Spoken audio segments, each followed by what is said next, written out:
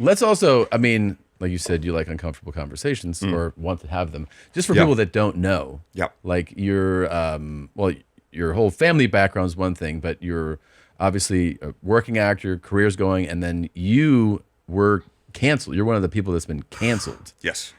Because of allegations from people that you dated Yep. and that said that you were, I mean, among other things, a cannibal. Right. And they were like, this guy wanted to eat me. Yeah. And then everybody, I would think myself included, I was like, holy shit, this is fucking crazy. I was like, this, I mean, you're not portrayed as a great guy in these stories. Yeah. Right. And then, like, I'm just some of this just from memory too, like that you moved. I didn't realize you had spent time as a kid in the Cayman Islands because I read that you had then moved to the Cayman Islands after all this stuff. Yeah.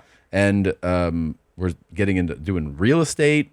And timeshares. You really were selling timeshares? I was selling timeshares. And loving it. Really? Oh my God. The timeshare world is fucking wild. Well, isn't there something, and I'm sure there's many layers to this. Yeah. But is there something as awful as a cancellation going through that? I imagine it's emotionally very hard to go through. Yeah, I don't recommend it. That as you're kind of like, this is reality now, there's something freeing to like, you know what I mean? To like being like, well, I'm just this now. Oh man, I have so much to say about this.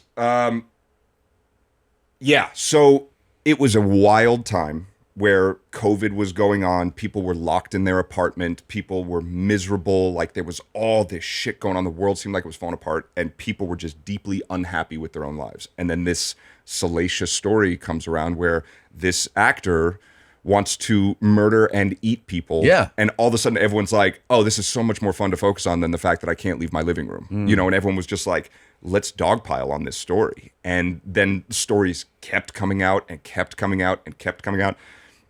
Most of the time from people I'd never even met before. So people were completely making things up. Oh, absolutely. Right. Absolutely. Well, okay. And it's this too.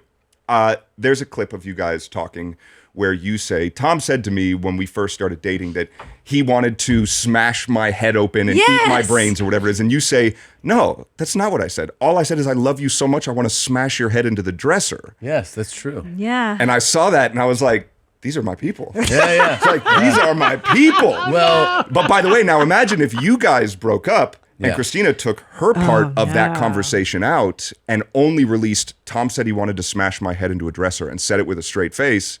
Everyone would go, he's obviously a domestic abuser. I gotta say, man, I fucking like you.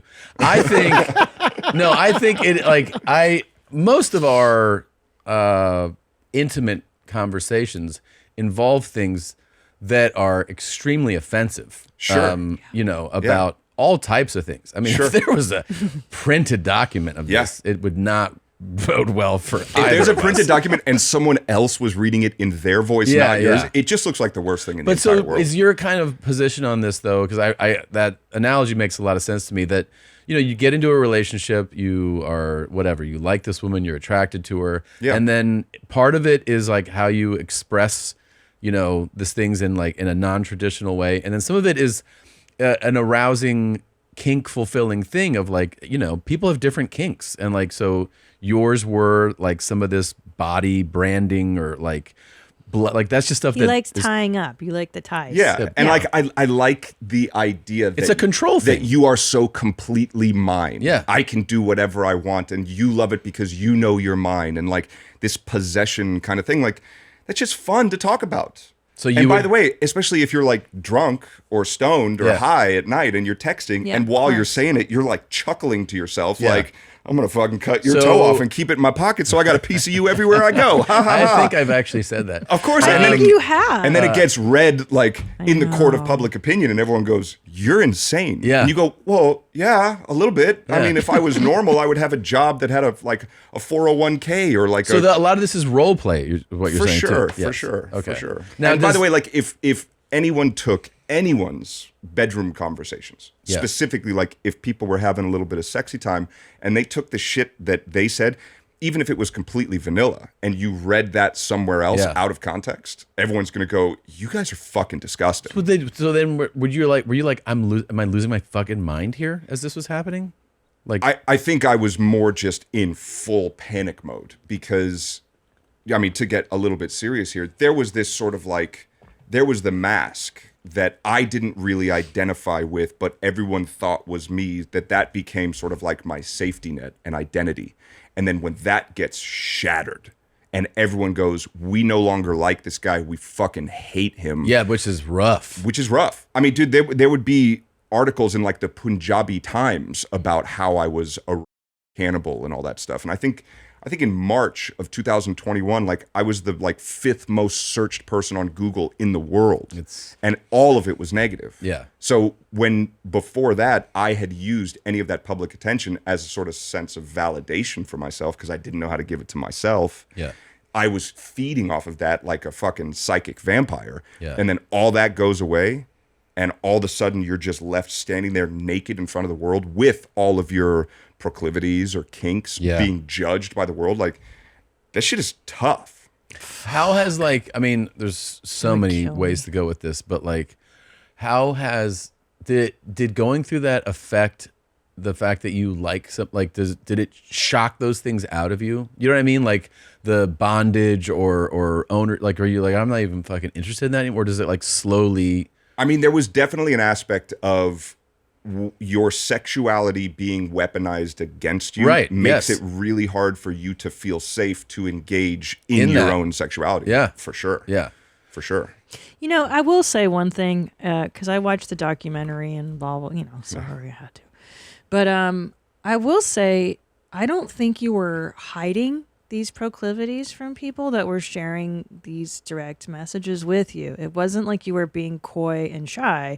Yeah. You were like, hey, this is what I'm into. This is what we're going to do. Cool. Yeah. And then, you know, some chick, instead of being like, no, I don't really, they like heart a message or something. And I'm like, well, that doesn't really send a clear message. I mean, it goes to sort of like the conversations that need to happen around consent, where if it's not a hell yes, it's a fuck no kind of thing. But also, I had a conversation with a guy who's a very well-known sex therapist, and he sort of broke down the idea of conditional consent to me, where it's like, I say, hey, this is what I'm into. I want to do this. I want to do this. I want to do this. Are you good with that? And they go, yes. But what they're not finishing with their mouth is, I'm saying yes because I think I'm going to get to be with this person. I'm going to get to live this world. I'm going to get to this. I'm going to get to that. I can change his mind about wanting to sleep with other people. All of these conditions.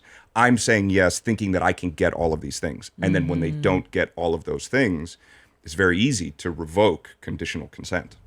So it's almost like it just needs to be a more extensive. I also want to say that, like, I was playing pretty fast and loose, and I was being a selfish asshole, like, for sure. I was using people to make me feel better.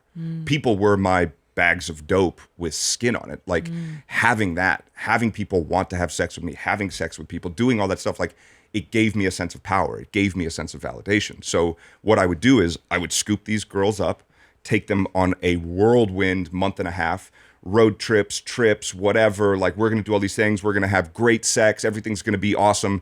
And then at the end of it, I'm going to go, hey, good job. Go team. And then I'm going to bounce and go do it with someone else and leave this person feeling like, wait, I just was sucked into this tornado of a world and felt like this is my place now, and then dropped. And now I don't know what the fuck is going on. Right. My last month and a half is gone. My time was stolen. My energy was stolen.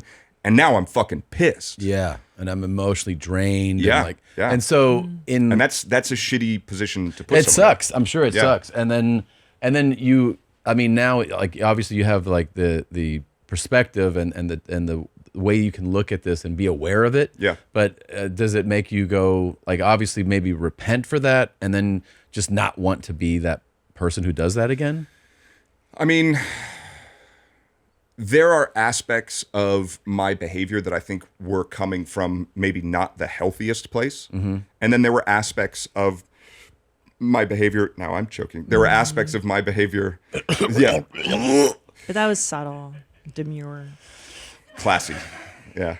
Then there are aspects of my behavior that were just expressions of my own sexuality. Yeah. So I had to sort of like comb through all of that and figure out what's coming from the right place, what's coming from a trauma place. Yeah. You know? Ooh, hey James, did you enjoy that highlight? Why don't you have one more click of fun around here? I don't know. Click here or here. Try it out. Have more fun. Why don't you subscribe? That way, every time a video drops, you can be notified. You can send it to your grandmother. You're not going to want to miss a moment of denim, okay? Try it out.